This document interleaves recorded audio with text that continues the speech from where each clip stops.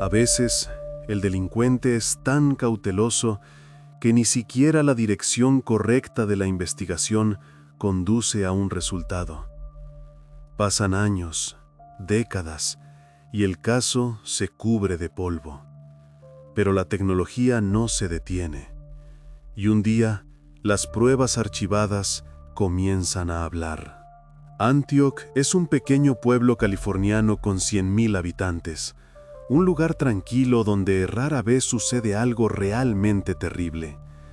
Pero en junio de 1980 ocurrió un suceso que conmocionó a todos los residentes y durante décadas cambió la sensación de seguridad en estos tranquilos barrios. Domingo 22 de junio.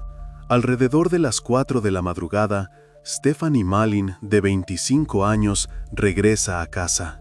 Su turno en el restaurante había terminado y después del trabajo había pasado por la casa de una colega. Ahora solo quería dormir. La llave gira en la cerradura. Dentro está oscuro y silencioso. Mientras camina por la primera planta, la mujer nota que su prima de 14 años, Suzanne Bombardier, no está por ningún lado. Normalmente, la chica la esperaba en el sofá del salón. Stephanie se detiene en el umbral de la puerta. Escucha.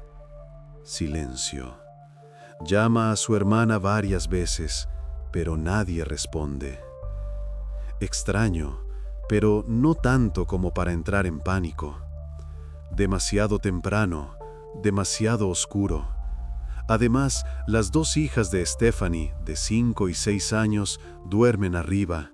No hay necesidad de despertarlas.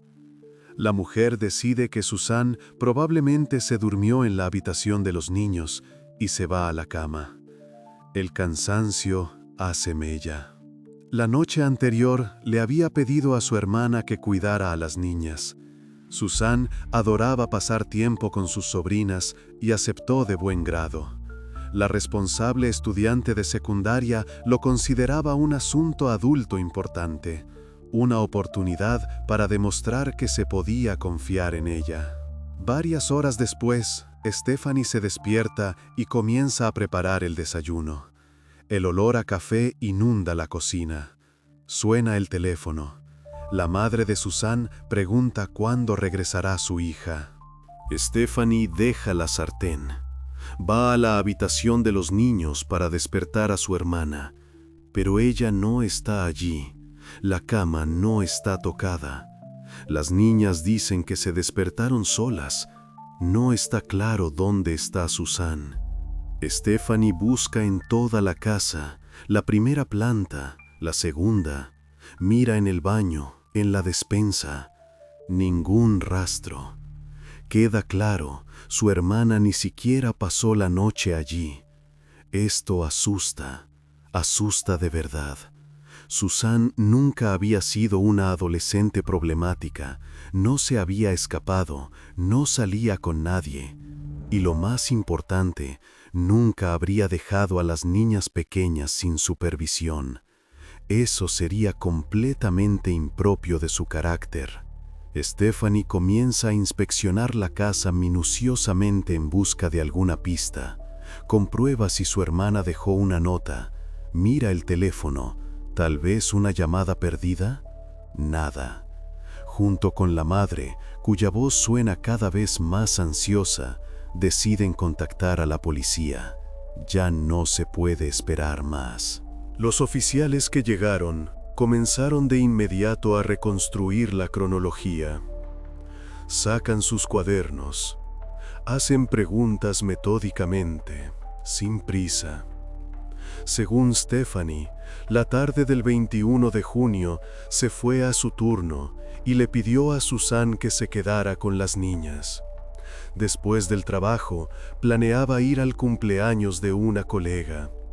El restaurante no estaba lejos, pero no quería dejar a sus hijas solas, ni siquiera por un par de horas. Alrededor de las 8 de la tarde del 21 de junio, Stephanie llamó a casa y le pidió a su hermana que le llevara ropa limpia al trabajo. El uniforme se había manchado. La chica aceptó y cumplió la petición. Caminó 2 cuadras, entregó la ropa. Ese fue su último encuentro. Susan parecía normal, sonreía, tenía prisa por volver con las niñas. Al despedirla, Stephanie la vio cruzar la calle y le dijo adiós con la mano. Una tarde normal, nada inusual. Las colegas y ambas hijas confirman estas palabras. Las niñas contaron a casa y de inmediato comenzó a acostarlas. Les dio de cenar macarrones con queso, su plato favorito. Ayudó a recoger los juguetes esparcidos por el suelo. Recordaron cómo estaba vestida su tía, un camisón y una bata roja, suave, de casa. Evidentemente no tenía intención de salir a ningún sitio. Después de que las niñas se acostaran, Susan tenía previsto ver la televisión o leer, su pasatiempo favorito. El mando a distancia estaba en el apoyabrazos del sofá. Tenía planeado pasar la noche en casa de su hermana y regresar a casa por la mañana, como de costumbre. A la 1:30 de la madrugada, Stephanie, estando en la fiesta, volvió a llamar a casa para comprobar si todo estaba en orden. La música sonaba fuerte, tuvo que apartarse. Susan respondió rápidamente, con voz somnolienta, y dijo que los niños dormían, que todo estaba bien. Añadió que ella misma se iba a acostar, estaba cansada. La conversación duró menos de 1 minuto. Stephanie colgó y volvió con los invitados, sin sospechar nada. Los testimonios de los testigos permitieron reconstruir el cuadro. La desaparición ocurrió entre la 1:30, cuando fue la última llamada, y las 4 de la madrugada, cuando Stephanie regresó y no encontró a su hermana. 2 horas y media, una ventana de tiempo estrecha. La madre y la hermana rechazaron de inmediato la versión de una fuga, rotundamente. Susan era una chica tranquila y dócil. No había conflictos familiares. La adolescencia transcurrió sin incidentes, sin arrebatos, sin escándalos. Además, todas sus pertenencias, su bolso, su ropa, sus zapatos, se quedaron en su lugar. Las zapatillas estaban junto a la puerta. La chaqueta colgaba en el armario. Escaparse en bata y zapatillas, absurdo. Surgió la versión de un secuestro. Quizás unos ladrones entraron en la casa y Susan intentó impedirlo o se convirtió en una testigo accidental. Pero esta versión pareció poco probable. Los detectives inspeccionan las habitaciones con atención. No faltaba nada, ni dinero de la cartera de Stephanie, ni joyas que estaban sobre la cómoda. No se encontraron rastros de allanamiento. Las cerraduras estaban intactas, las ventanas cerradas desde dentro. Esto significa que la chica conocía a la persona que se la llevó y la dejó entrar voluntariamente. No había signos de lucha en la casa. Muebles, objetos, todo en su sitio. Los cojines del sofá estaban bien colocados. Las niñas en las habitaciones contiguas no oyeron nada. Se despertaron tranquilamente, como siempre. Los detectives comenzaron a interrogar a los vecinos. Stephanie vivía en una casa adosada y al lado había otras familias que podrían haber escuchado algo a través de las paredes. Los oficiales iban de puerta en puerta haciendo las mismas preguntas, pero nadie notó nada, ni ruidos, ni voces, ni una puerta que se cerrara de golpe, nada sospechoso. La desaparición de la estudiante de 14 años se convirtió en el incidente más inquietante en este tranquilo vecindario. Ya desde el primer día, el caso parecía extremadamente misterioso. La investigación no tenía ninguna pista, ni un solo hilo del que tirar. La policía comenzó un trabajo activo: inspección del área alrededor de la casa, investigación minuciosa de las instalaciones. Los detectives revisan los arbustos, miran debajo de los coches, verifican los cubos de basura. Esto no arrojó nuevos datos. Entrevistaron a todos los vecinos de los alrededores. Algunos vieron, otros no, pero nada importante. Visitaron la escuela donde estudiaba Susan. Los maestros estaban en shock. Los compañeros de clase guardaban silencio, sin saber qué decir. Todos estaban preocupados, pero nadie pudo dar pistas. Nadie notó ningún extraño o coche sospechoso esa noche, ni un automóvil que pasara lentamente, ni una persona holgazaneando. Aquella noche de domingo no fue diferente a las demás. No se hablaba de cámaras de vigilancia en 1980. Eran otros tiempos. La investigación se estancó. Los investigadores apelaron al público, esperando obtener información de testigos ocasionales. Publicaron anuncios en periódicos, hablaron en la radio local. No funcionó. Varias declaraciones llegaron a la comisaría, pero todas resultaron ser pistas falsas. Alguien había visto a una chica parecida en otra ciudad. Alguien había oído rumores. Nada concreto. Pasaron 5 días desde la desaparición.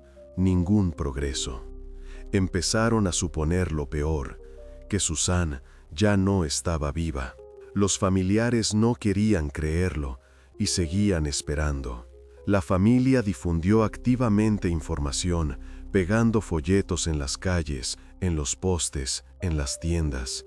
La fotografía de la chica, sonriente, con el pelo largo, miraba desde todos los ángulos.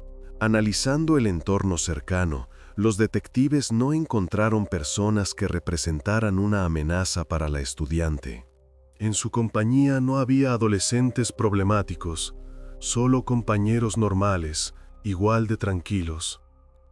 Comenzaron a verificar a los delincuentes con antecedentes de agresión sexual registrados en el condado. Se encontraron varios, pero todos tenían coartadas confirmadas. Algunos estaban en el trabajo, otros en casa con sus familias.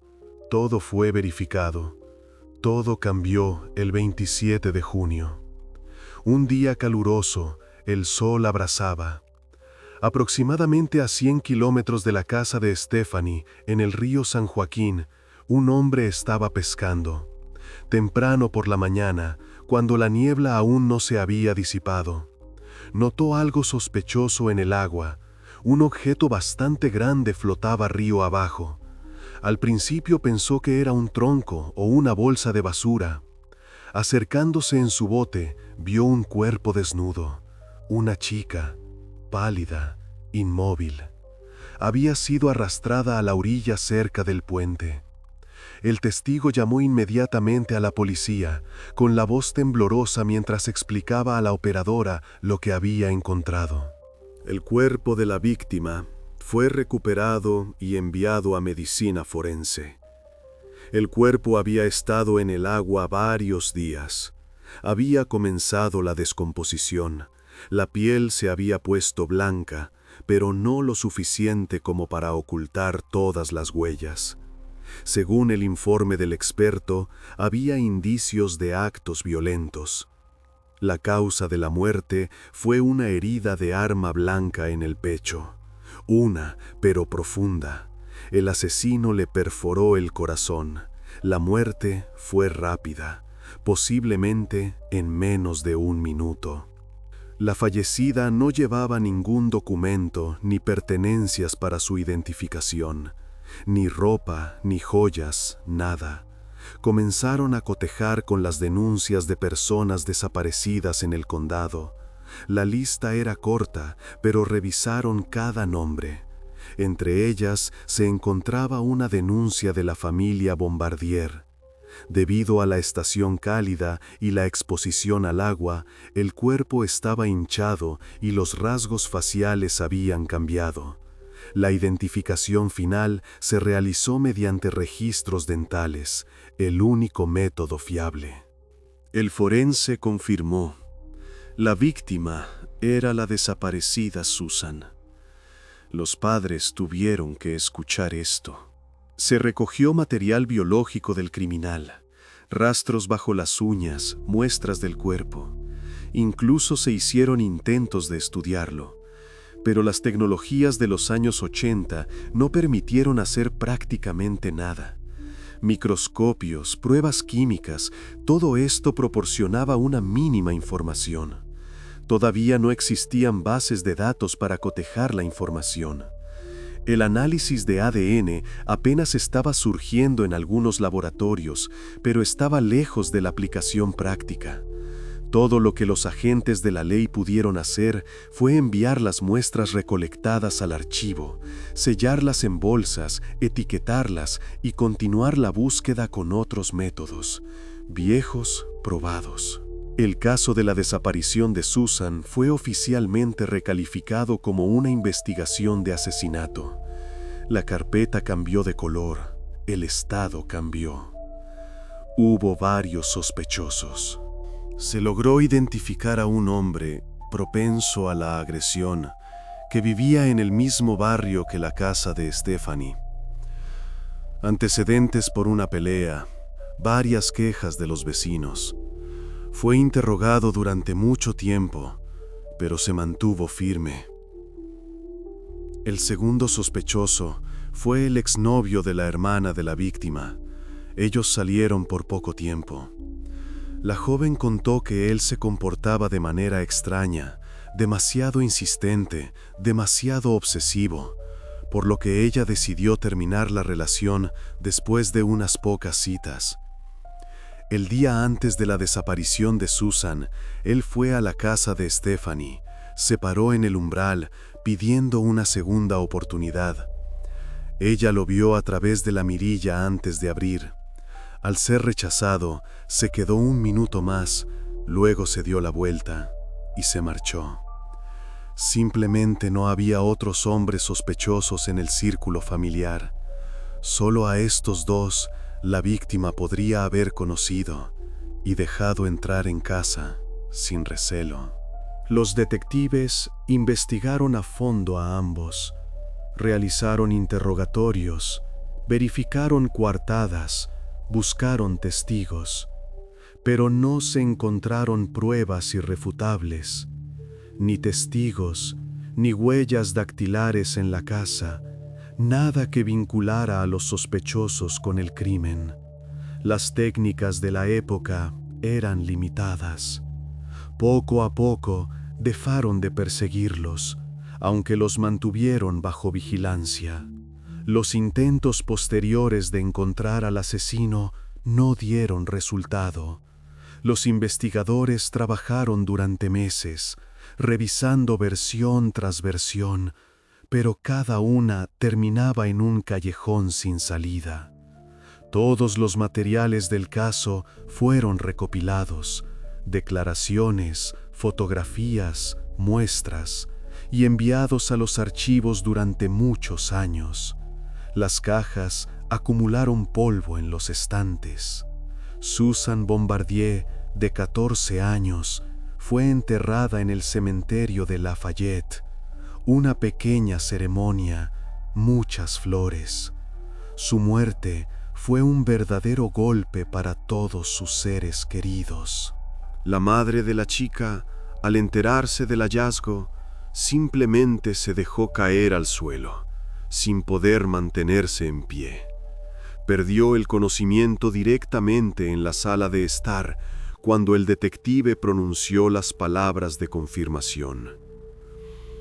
Apenas una hora después de la trágica noticia, cuando aún no había podido recuperarse, la familia recibió el certificado de estudios de Susan. El documento llegó por correo, una cruel coincidencia. Solo había las mejores calificaciones, era una estudiante sobresaliente, un futuro que ya no existiría. La comunidad local estaba conmocionada y asustada. Los padres comenzaron a acompañar a sus hijos a la escuela, a cerrar las puertas con todas las cerraduras. Especialmente, todos estaban descontentos con la incapacidad de la policía para encontrar al asesino. Durante mucho tiempo, la comisaría recibió llamadas de residentes preocupados que esperaban la captura del criminal y exigían actualizaciones. Se presentaron denuncias contra personas específicas. Alguien sospechaba de un vecino, alguien de un colega, pero todas resultaron ser pistas falsas. Cada una fue investigada, pero sin éxito. Posteriormente, se hicieron repetidos intentos de estudiar el perfil de ADN del criminal, recogido del cuerpo de la víctima, y compararlo con las bases de datos existentes, especialmente en los años 90, cuando las tecnologías comenzaron a desarrollarse, sin éxito. La calidad del material era insuficiente, las muestras se habían degradado con los años de almacenamiento y las tecnologías aún eran demasiado débiles. Se requerían métodos más avanzados que todavía no existían. Poco a poco, el crimen comenzó a olvidarse.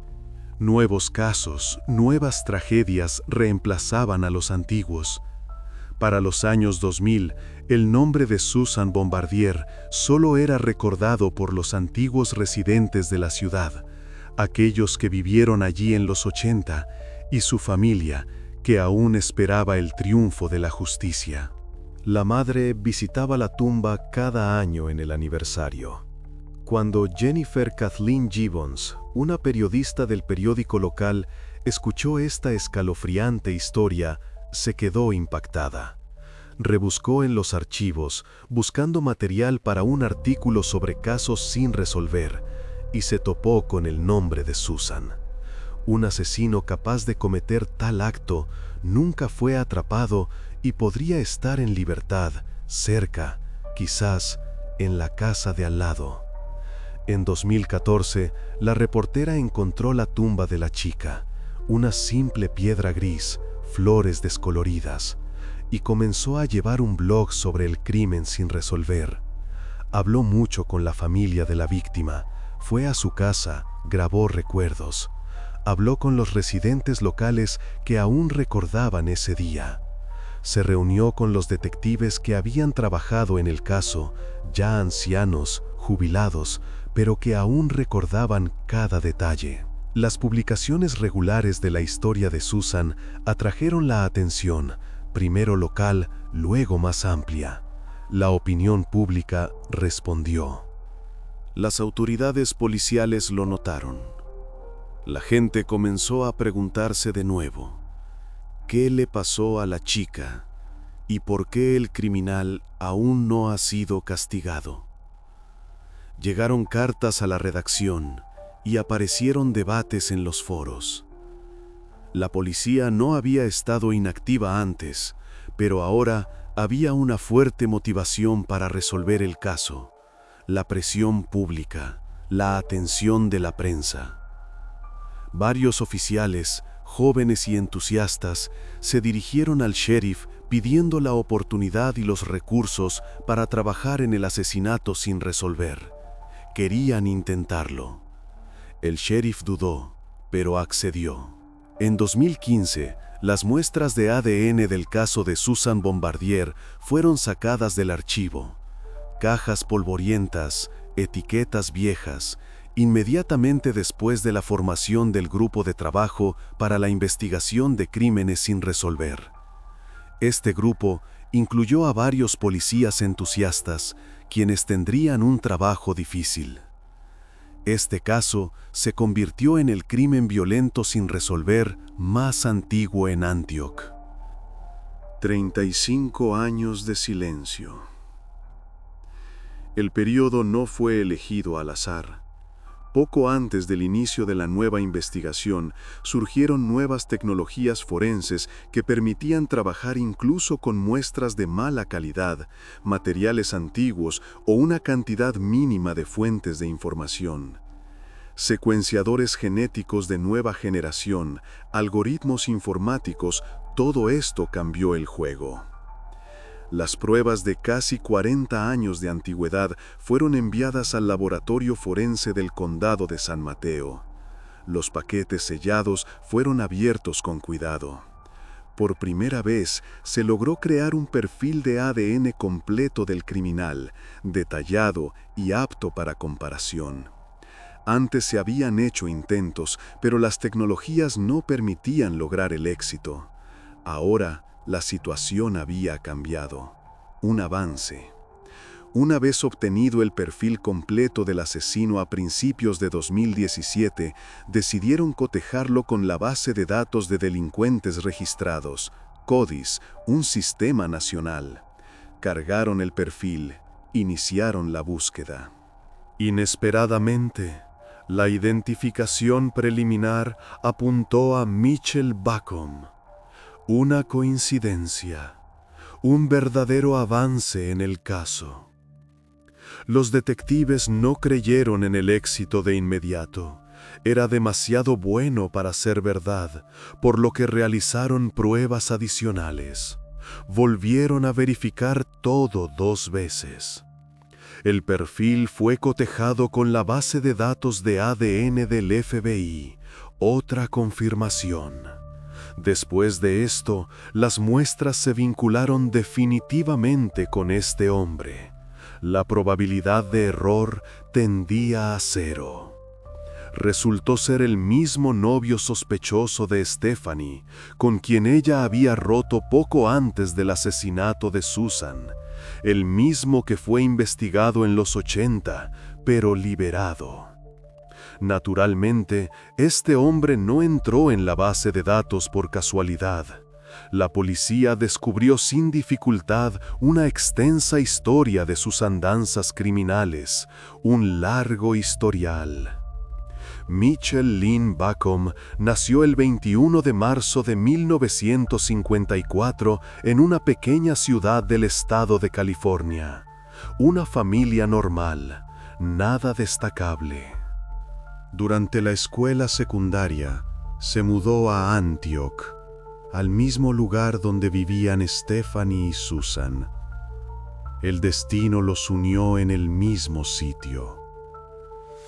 Él fue realmente sospechoso durante mucho tiempo en el caso del asesinato de la adolescente, pero no había pruebas suficientes en su contra hasta 2017.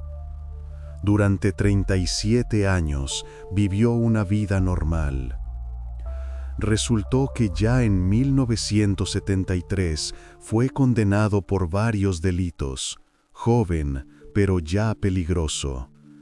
Tras el proceso judicial por agresión, fue sentenciado a 5 años de prisión.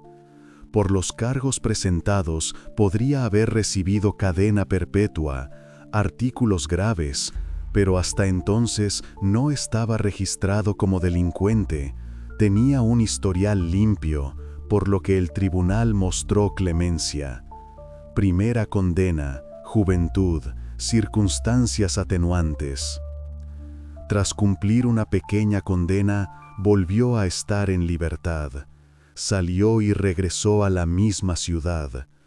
Pero ya en 1981 fue nuevamente condenado por varios episodios criminales y declarado culpable. No había pasado ni un año desde el asesinato de Susan. Ahora, un criminal empedernido recibió 24 años de cárcel. El tribunal fue más estricto. Todos sus crímenes estaban relacionados con actos ilícitos de naturaleza sexual. La firma era la misma. Después de su liberación, esto ocurrió a principios de los 2000, el hombre fue obligado a registrarse como persona propensa a agresiones sexuales, un procedimiento estándar para estos condenados. Él no lo hizo, ignoró el requisito, por lo que en 2002 recibió otros 4 años por violar las condiciones de su liberación, de nuevo tras las rejas. Después de esto, apareció en las bases de datos, huellas dactilares, fotografías, muestra de ADN. En 2017, cuando la policía fue a buscar a Mitchell Bacom, de 63 años, él vivía en la misma ciudad, Antioch. No se había marchado a ningún lado. Fue puesto bajo custodia sin resistencia, mientras regresaba tranquilamente de la tienda con una bolsa de comestibles. Un día normal, un hombre mayor normal. Las esposas se cerraron. El asesino negó cualquier relación con el asesinato sin resolver más antiguo de Antioch. Meneó la cabeza, dijo que era un error, pero las pruebas en su contra eran irrefutables. La genética no miente. Tras establecer la conexión de Mitchell con el asesinato de Susan, los detectives comparecieron en una rueda de prensa, cámaras, micrófonos, periodistas, y declararon que su muestra de ADN sería cotejada con una serie de otros casos sin resolver. Posiblemente había matado a más personas. Una modus operandi demasiado profesional para un solo caso. En el momento de su arresto, el hombre tenía 63 años. Permaneció impune durante 37 años. Dado que su modus operandi recordaba al de un asesino en serie, metódico, sin pánico, se creía que, durante los años que estuvo en libertad, pudo haber cometido muchos actos similares. ¿Cuántos exactamente? Se desconoce. Finalmente, la familia de la víctima tuvo la esperanza de obtener justicia, después de tantos años. El principal problema por el cual Mitchell no pudo ser responsabilizado en los 80 fue una coartada, a primera vista, inquebrantable. Declaró que había pasado tiempo con su tía en un bar de una ciudad vecina, bastante lejos del lugar donde Susan cuidaba a los niños, unos 40 kilómetros como mínimo. Según él, salió del bar solo alrededor de las 2 de la mañana y se detuvo en el cruce a la entrada de la ciudad. Entró en una tienda de noche para comprar cigarrillos, como explicó. El vendedor lo reconoció, intercambiaron algunas palabras y luego Mitchell se fue a casa. Así lo relató a los detectives, con calma, con confianza. Debido a estos desplazamientos, le quedaba una ventana de tiempo muy pequeña, quizás una hora y media. Los detectives de aquellos años consideraron que era un asesino poco probable. Apenas quedaba tiempo, la distancia era grande, incluso gracias a la confirmación de sus palabras por parte de su tía y el vendedor. Ambos testificaron. No pudieron vincular al criminal con el asesinato entonces, aunque parecía más sospechoso que nadie. La intuición decía una cosa a los detectives, pero las pruebas otra. Stephanie misma creía que Mitchell podría estar implicado en el secuestro y asesinato de su prima. Lo decía abiertamente, insistía. Él conocía a toda su familia, incluida la adolescente. Se vieron varias veces durante la breve relación de la pareja. Coincidieron en casa, en el restaurante. Desafortunadamente, esto fue suficiente para que la chica empezara a confiar en él. Un rostro familiar, el novio de la hermana. ¿Qué peligro podría haber? Fue por eso que Susan le abrió la puerta sin recelo y así firmó su propia sentencia. No sospechó nada hasta que fue demasiado tarde. Stephanie solo tuvo 3 citas con el hombre, después de las cuales decidió no continuar la relación. Algo la alarmó, quizás su mirada, quizás sus preguntas demasiado insistentes. Según ella, después de la ruptura, Mitchell fue varias veces al restaurante donde trabajaba. No pedía nada. Simplemente se sentaba en una mesa junto a la ventana y la observaba en silencio durante horas. Miraba cómo servía los pedidos, sonreía a los clientes. Esto le resultó aterrador. Una mirada inquebrantable, una postura tensa, por lo que decidió cortar por completo cualquier comunicación. Pidió a sus compañeros que dijeran que no estaba si él venía. Sin embargo, él no se rindió. En su lugar, Mitchell dejaba notas en la puerta de su casa, cortas, sin amenazas, pero obsesivas. Volvía al trabajo, intentaba establecer contacto, la esperaba al salir de su turno. Stephanie se enfureció al saber que una de sus colegas, una nueva que no conocía la situación, le había dado al chico su dirección de casa. Más tarde, la mujer se justificó diciendo que no sabía de su ruptura, que pensó que estaba ayudando. Pero ahora era obvio. Fue gracias a esto que Susan estuvo en peligro y se convirtió en víctima. Él conocía la dirección, sabía que la chica estaba sola en casa con niños pequeños. En los 80, durante la investigación, a Mitchell incluso le ofrecieron someterse a una prueba de polígrafo, un procedimiento estándar para los sospechosos. Él aceptó sin dudar, con confianza, con calma, pero los resultados fueron considerados ambiguos. Los gráficos saltaban en ciertos puntos, pero no lo suficiente como para considerarlo una mentira evidente.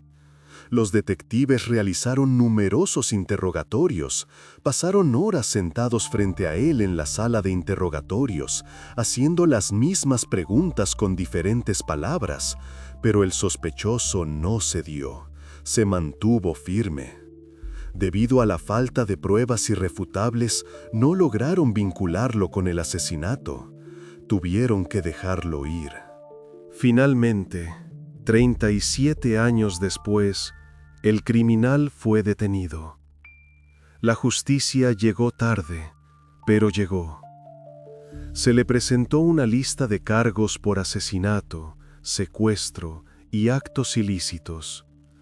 Además, según el informe forense, no estaba claro si había cometido estos actos antes de infligir la herida mortal o después. Esto era importante para la calificación. El fiscal siguió discutiendo con su equipo si solicitar cadena perpetua sin posibilidad de libertad condicional o buscar la pena máxima, la pena de muerte. El propio Mitchell aún no reconocía su culpabilidad. Permanecía en su celda, en silencio durante los interrogatorios. Decidieron limitarse a la cadena perpetua. La sentencia de muerte podría llevar a aún más litigios debido a las apelaciones, extendiendo el proceso por años. Normalmente en estos casos, los abogados empiezan a presentar apelación tras apelación, utilizando todas las lagunas posibles.